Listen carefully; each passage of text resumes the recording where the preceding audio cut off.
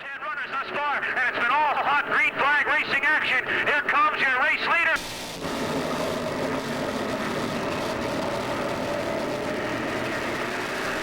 Here comes the green flag, and we are back to racing action here on this Saturday night, the first weekend of July, and Mike Rodriguez pulls them off that time. Rod Christmas trying to go hold on to that spot as Rodriguez, oh, we got cars spinning tandemly up in turn number 3. Caution comes back out.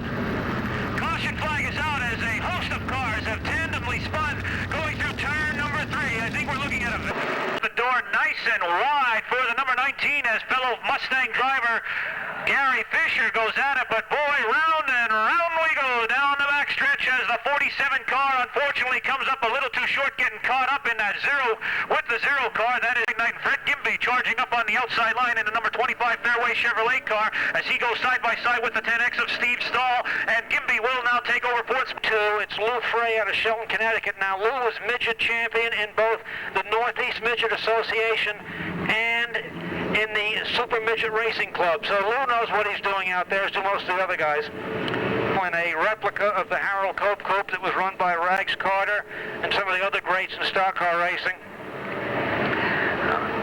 Let's see if we can identify any more cars out here.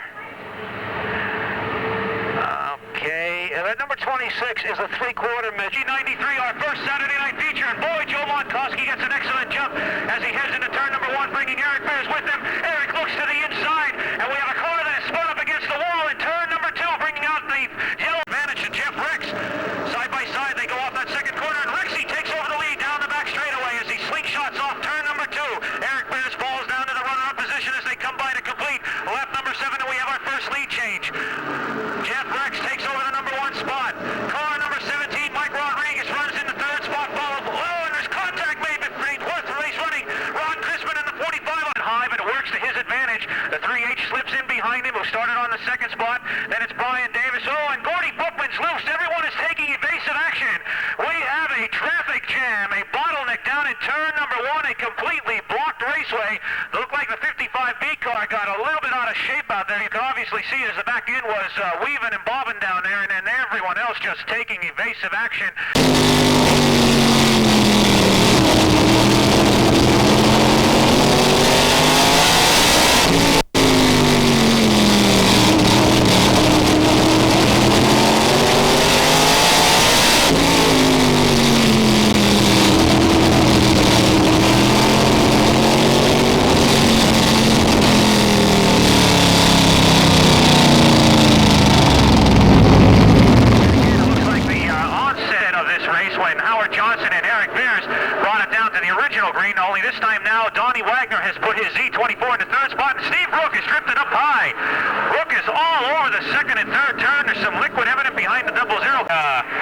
Should give him some good driving lessons, to say the least.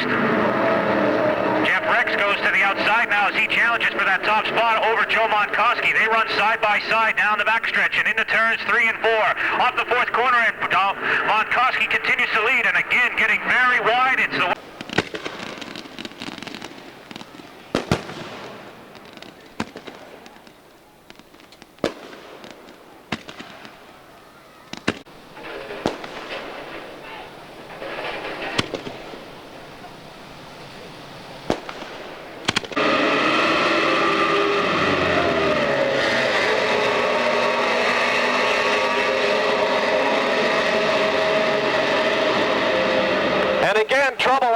lap, a scramble on the backstretch, 2 cars upside down, 1 along the fence, 1 in the infield, and the red flag comes out as 2.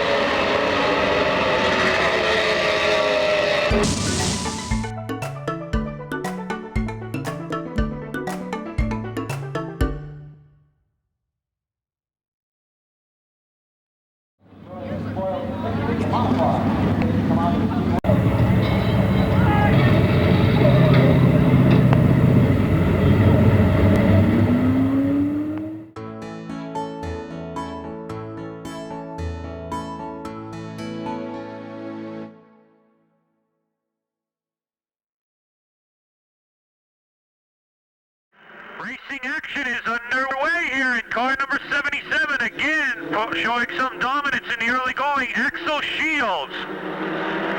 As he races down the backstretch, car number 2, Sam